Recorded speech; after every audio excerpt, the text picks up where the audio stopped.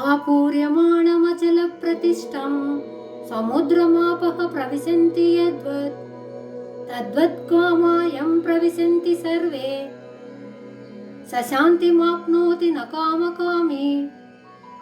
నీటితో సముద్రం నిండి ఉన్న నిశ్చలంగా ఉండే సముద్రంలోనికి ఎన్నో నదుల నీరు వచ్చి చేరినట్లే భోగ విషయాలన్నీ వచ్చి విషయాల పట్ల ఎటువంటి శ్రద్ధ లేని వారిని చేరుతాయి.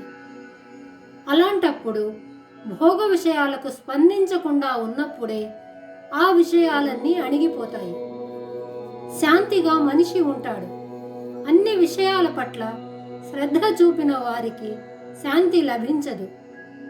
తెలివిని సరిగ్గా ఉపయోగించే వారిని సముద్రంతో పోల్చినారు.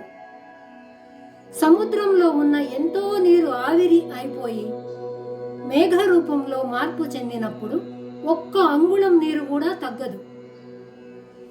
అలాగే నదులలోని నీరు, వర్షపు నీరు ఎంత వచ్చి పడినా కొంచెమైనా పెరగదు, సమానంగా ఉంటుంది. అలాగే జ్ఞాని స్థితప్రజ్ఞుడు తన ఇంద్రియాలకు ఎన్ని విషయాలు కనపడినా కనపడకపోయినా చలించకుండా ఏమాత్రం పట్టించుకోకుండా ప్రశాంతంగా ఉంటాడు.